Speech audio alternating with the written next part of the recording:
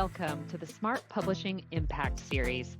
I'm Renée Lautermilch, Chief Editor at Smart Publishing, and this is the podcast where we explore all things writing, publishing, and the impact of storytelling.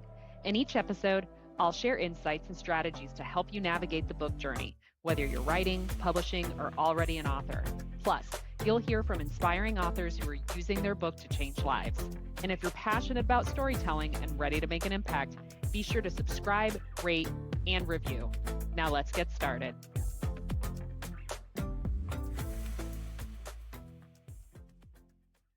Hey, welcome to another episode of the Smart Publishing Impact Series. I'm Renée Lautermilch, Chief Editor at Smart Publishing, and today is another solo episode. Today's episode I'm calling The On-Ramp. Essentially, it's the on-ramp to writing a book. So what are all the different things that you need to do to set yourself up for success so that you can not only get the book done, but a good book done that people want to read and people have a great experience reading. So what I'm going to take you through is really just a summary of the first several chapters of my book, The 1 Hour Author. So if you want a deeper dive, you can check out the book. It's on Amazon on all the formats, so Kindle, hardcover, and paperback. But we're going to get started by talking about the very first thing you need to do to get on your book journey, which is not solidifying your concept. I'm not even going to start there. It's actually determining what your goal is. Why are you writing a book? I don't think enough people stop to ask themselves this question. And so you have a lot of people end up with a book that they really don't understand how to leverage. They just wrote about something that they were passionate about, and now they have this book, and they either want the book to work for their business, and it's not really aligned for that, or they just have no idea what to do with it and how to continue promoting it. So we don't want to end up there. And that's why we don't start with solidifying your concept. We actually start with determining what your goal is. So why are you writing a book? I like to say that there's really three main reasons to write a book. The first is personal or professional branding. So it's something that you want to enhance your brand, grow your credibility, your authority in your space, help people to grow, know, like, trust with you, to understand you and what you stand for, those sorts of things. The next one is a business strategy. So it may be acting as a funnel for a business, or a funnel for a next step, like a paid course or a paid group. Essentially, it's leading people into a certain path, and then there's a call to action that continues to usher them down that path. And then finally, impact is the third. You want to write a book. Impact or passion. I usually kind of bucket those together. But impact, you want to write a book that truly helps people, that makes a positive impact in the world. And I'm not saying that the first two can't do that as well, but typically if that's sort of the core essence of why you're writing your book is impact, it means that there's not too much of a business strategy, if any, behind it. Maybe it helps for personal branding, but it might even have nothing to do with your business whatsoever if you're a business owner, or your career whatsoever based on what your career is. It's just something that you feel strongly about. And that's where, passion can come into. I say passion is a little bit different from impact because oftentimes we meet people who are just really passionate about topics to teach children and want to write children's books. Yeah, there's impact in that, but definitely, a lot of passion in that as well for the art of storytelling and, having that book where you can read it to your kid before bedtime.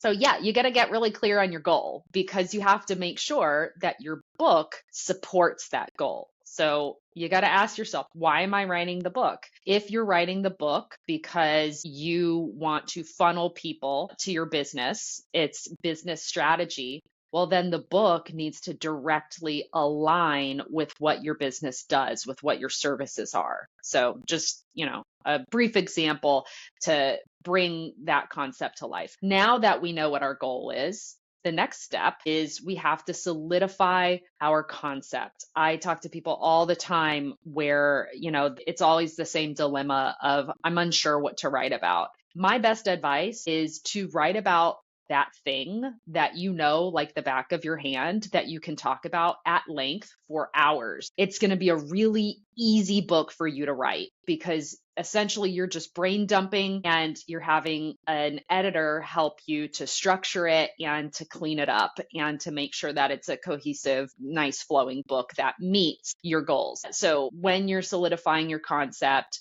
think about whatever it is that you're passionate about, you're knowledgeable about, and that you can talk about at length for hours. That's going to set you up for success. Sure. Can you do a heavily researched book? Yeah, absolutely. But unless you have a lot of experience in research, you might be getting yourself into a situation where even a quarter of the way through, you're thinking, oh my gosh, I took on way more than I thought I was taking on. And I don't even know that I want to do this anymore. Heavily researched books, that's why you typically see them take about 3 to even 5 years to complete. It's not the writing the book part that takes a long time. It's the research part that takes a long time. So that's why it's good to go with something that you understand through and through, inside and out, can talk about at length for hours, because then there's not a lot of research. You've already done it. Your life has been the research leading up until then. I'm not saying that you don't have things that you're citing and different sources that you're using to strengthen whatever it is that you're writing about. Absolutely. But you're not going to be chasing down information as heavily as if you're writing about something that you don't know as well. Once you have your concept solidified, now it's time to create your chapter map. So your chapter map is our, I don't want to say like our proprietary process, but I've never seen anybody else do it. What everybody else does is they do a book outline, and that's fine and dandy, but your outline doesn't really include a lot of the peripheral information that is really helpful. Really get a solid feel for your book and have all the information that you need each time you sit down to write at a glance that you can use to reference and write everything out. Usually it's just kind of like a loose framework or structure of your book. So in your chapter map, which you can download our template for free off of smartpublishingservices.com/resources. It is an Excel spreadsheet that's our template that we have, but it goes through what your chapters are, theme of the chapter, if you could summarize it in one sentence, if you're telling a story, what are the details of the story you'll tell? What are the principles or the lessons learned or the key takeaways that you'll extract? And then if there's a call to action specific to that chapter, what is that call to action? So bam, you basically got everything that you need. And theme and summarizing in one sentence, I personally find that when you take the time to do that in the chapter mapping process, it's so helpful because it sort of like encapsulates the essence of that chapter. And so even if you're like sitting there and you're looking at the information and the information is registering with you, this is the story I'm supposed to tell. Okay, cool. These are the principles I'm extracting, but you're not feeling that like stroke of inspiration. That's what theme, and if I could summarize it in one sentence, does for you. It gives you the essence of what that chapter should feel like. And I go further into that in my book. And I believe it's actually chapter 4, because chapter 3 goes through just mapping out what each of the chapters are going to be before chapter 4 goes into outlining the additional details for each of those chapters. But so important to get your chapter map. Really important too to have an outside eye and a perspective to look at that, to make sure that from a different perspective that doesn't have the information internalized as much as you do, the flow makes sense, the details make sense. Maybe, there's something that needs a little bit more explanation, or, sometimes they might just make a suggestion of something that you could throw in that you didn't even think of because you're so close to the info.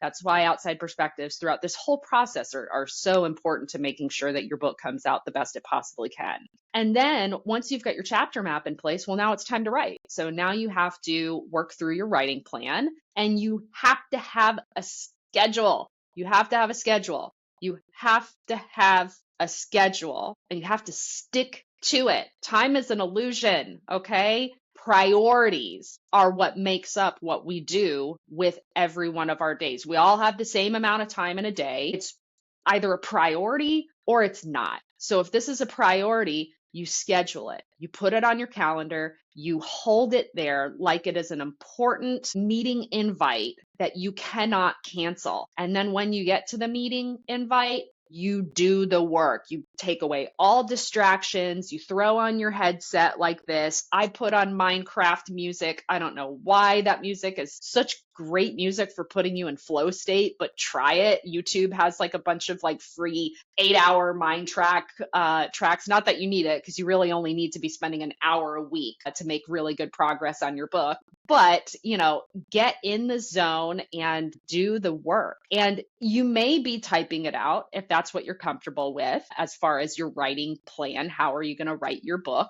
That's something I'm most comfortable with because my brain, when it comes to speaking, doesn't work fast enough. And sometimes my words either travel ahead of me or they travel really far behind me. And so for my processing and how I work best, I write. Most other people are more comfortable doing an audio recording and then transcribing that and having it edited from there. And so if you do that, if you do about 8 minutes, I see that typically comes out to about 2 to 3 pages in Microsoft Word format, which once it's in final book formatting form, that's going to be even longer because the pages are smaller. 8.5 by 11 is your Word format, but typically most books are about a 6 by 9 trim size. And then if you go all the way up to, I've seen people do as much as like 35 minutes, that's about 13 pages. So your talk time, if you think about it, is actually less than an hour. So technically you could spend even less than an hour a week if you're doing audio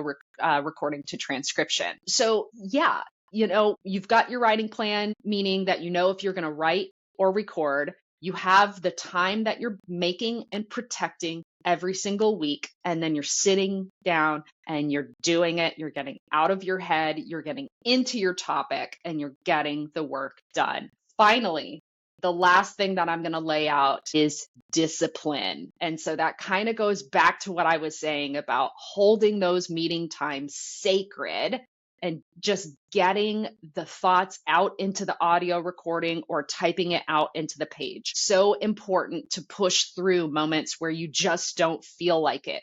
We all have those moments. I'm a writer, I'm an editor, I have those moments. You just push through. It's going to feel like you're getting crap onto the page or into the audio recording, but typically 9 times out of 10, it's actually a lot better when you go back and you reread it or you re-listen to it than you thought it was, or you take some space and then you go back and you do it after you're out of your own head. It's just the energy that you felt at the time that was sort of coloring your lens on how you felt the content was going to be. Just know that that's going to happen and have the mindset that you're going to push right through it. Another discipline thing is stop going back and reworking your chapter map. Once your chapter map is done, it's time to go. It's time to use that chapter map as your North Star, and do not get in the mode where you keep wanting to go back and retweak, because I'll tell you what that is. That is imposter syndrome, and it's showing up as self-sabotage. I once had a friend years ago in another lifetime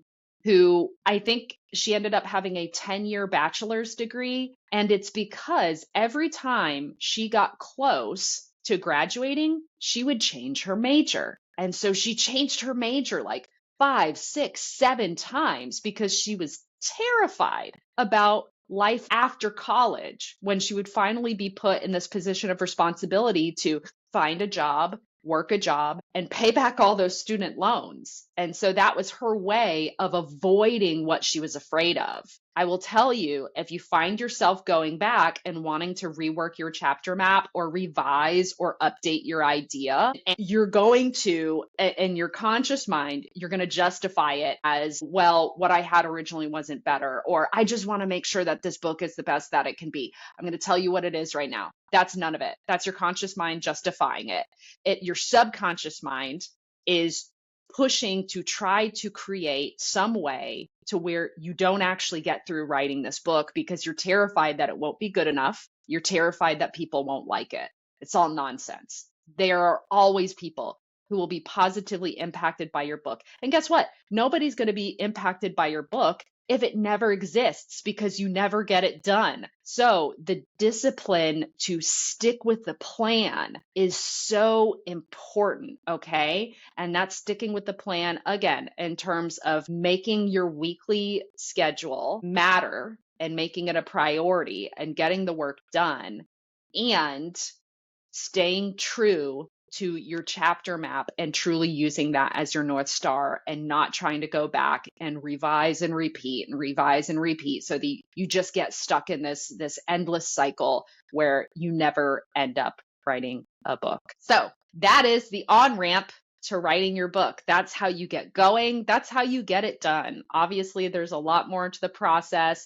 I've got the whole thing from A to Z outlined in my book, The 1 Hour Author, on Amazon. We get all the way to, publishing decisions, publishing activities like cover design, interior formatting. What are all the different things you need? How can you make sure that they really shine? What does your launch plan look like for your book's release? What is that marketing strategy? And how do you continue to leverage your book long term after it's been published as well? All of the different things are in there. I'm also happy to have you drop in my DM. I'm on Facebook, of course. Like the only place I am, this podcast is on Apple Podcasts, Spotify, and YouTube. So technically I'm on YouTube as well, but I'm really responsive over Facebook DM. You can also shoot me an email at Renee, RENEE at smartpublishingservices.com. And you can find more podcasts, our blog, all kinds of different resources and things on the website at Smart Publishing Services. So that is it for today's episode. I hope you got a lot of value out of it. Thank you for joining me. And as always, keep writing your story because the world needs your voice.